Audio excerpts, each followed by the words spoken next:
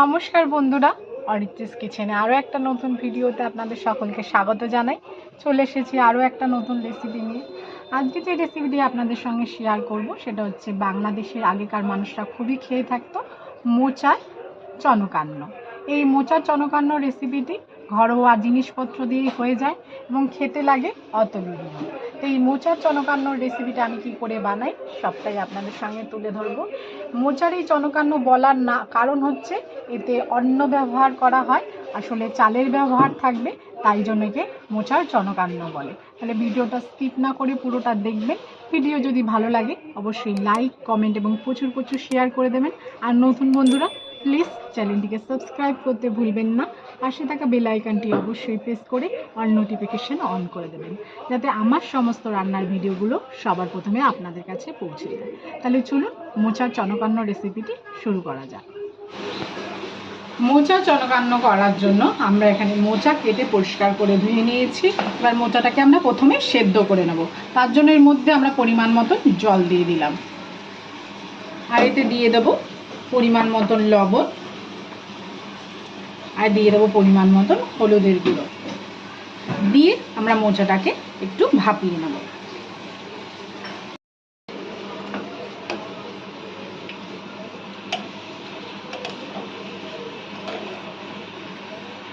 আমরা মোচাটা ভালোভাবে সেদ্ধ করে নিয়েছি। এবার এটাকে আমরা জল ঝরিয়ে নেব।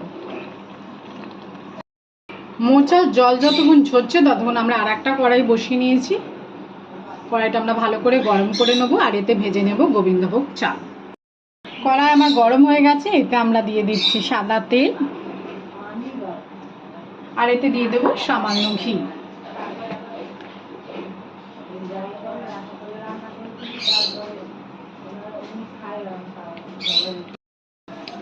আমি এই তেলের মধ্যে দিয়ে দিচ্ছি তেজপাতা আর দারচিনি, লবঙ্গ, এলাচ।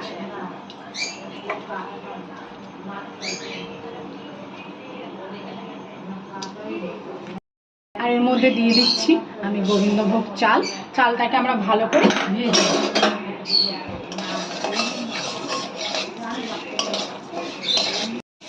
আমরা এতে দিয়ে দিচ্ছি অল্প পরিমাণে হলুদের গুঁড়ো আর অল্প পরিমাণে লবণ। দিয়ে আমি চালটাকে ভালো করে ভেজে নেব।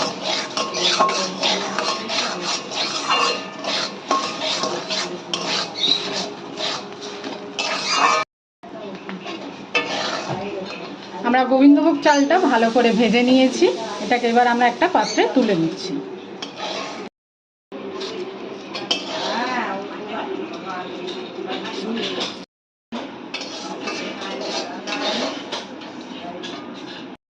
আমি এই কড়াইতে আরেকটু সাদা তেল দিয়ে দিয়েছি। এবার ফোড়নের জন্য দিয়ে দিচ্ছি গোটা জিরে, তেজপাতা, দারচিনি, লবঙ্গ, এলাচ সব আমি ফোড়ন দিয়ে দিলাম। ফোড়নটাকে ভালো করে ভেজে দেবো যতক্ষণ না এর থেকে একটা সুগন্ধ বেরোচ্ছে। করে ভেজে নিয়েছি। এবার আমরা এর মধ্যে দিয়ে দিচ্ছি সেদ্ধ করা মোচা।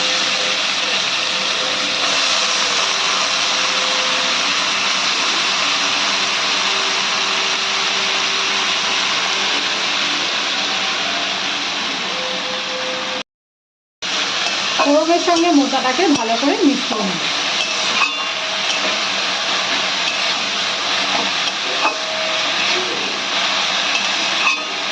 ভালো করে ফোড়নের সঙ্গে মিশিয়ে নিয়েছি। ঠিক এই প্রসেসে আমরা দিয়ে দেবো সমস্ত গুঁড়ো মশলা। প্রথমে দিয়ে দিচ্ছি আমরা রেড চিলি পাউডার, তারপরে দিয়ে দিচ্ছি জিরে গুঁড়ো, তারপরে দিয়ে দেব ধনে গুঁড়ো, দিয়ে দিচ্ছি হলুদ গুঁড়ো, দিয়ে দেবো অল্প পরিমাণে লবণ, দিয়ে দিচ্ছি কিশমিশ, মিশিয়ে নিচ্ছি। গুঁড়ো মশলা দিয়ে আমরা 5 মিনিট ভালোভাবে কষিয়ে নিয়েছি। এবার আমরা দিয়ে দিচ্ছি আদা বাটা।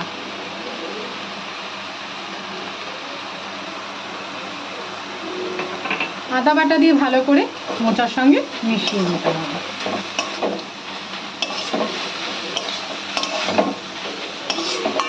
আরও কিছুক্ষণ ভালো করে কষিয়ে নিতে হবে।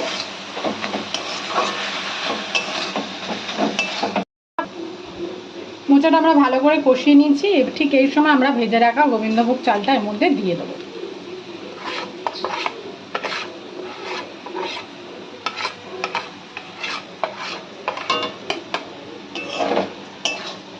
গোবিন্দভোগ চালের সঙ্গে মোচাটাকে ভালো করে মিশিয়ে নিতে হবে।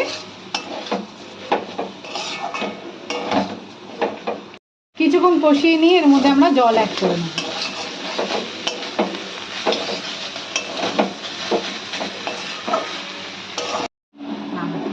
আমরা ভালো করে গোবিন্দভোগ চাল দিয়ে মোচাটাকে কষিয়ে নিয়েছি। এবার এটা আমরা দিয়ে দিচ্ছি পরিমাণ মতন জল।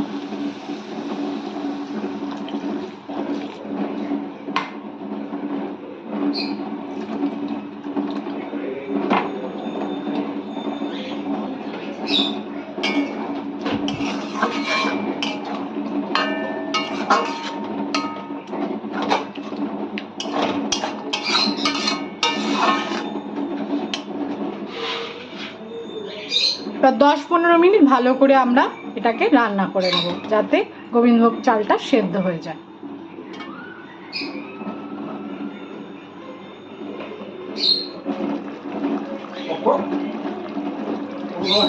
গোবিন্দভোগ চাল ভালোভাবে সিদ্ধ হয়ে গেছে।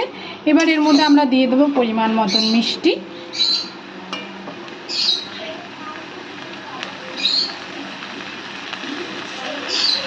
আর দিয়ে দেবো 1 চামচ ঘি।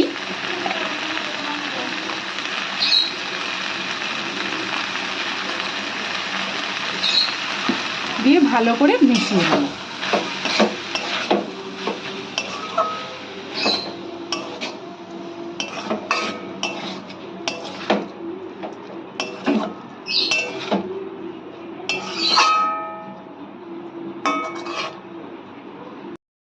আর দিয়ে দিচ্ছি গরম মশলা বাটা, খুব অল্প পরিমাণে, আমি বেশি দিচ্ছি না যেহেতু ফোড়নে আমরা দিয়েছি। এবার ভালো করে গরম মশলা দিয়ে মিশিয়ে 2 মিনিট রেখে তৈরি হয়ে যাবে মোচার চনকান্ন।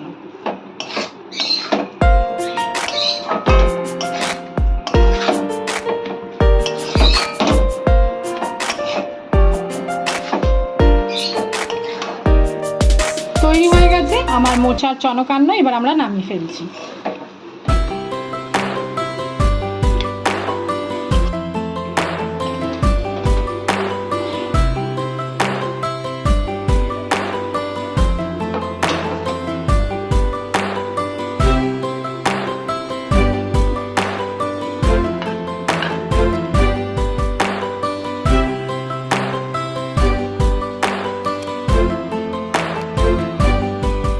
ভিডিওটা সম্পূর্ণ দেখার জন্য সকলকে জানাই ধন্যবাদ। সবাই ভালো থাকবেন, সুস্থ থাকবেন। দেখা হবে পরের ভিডিওতে।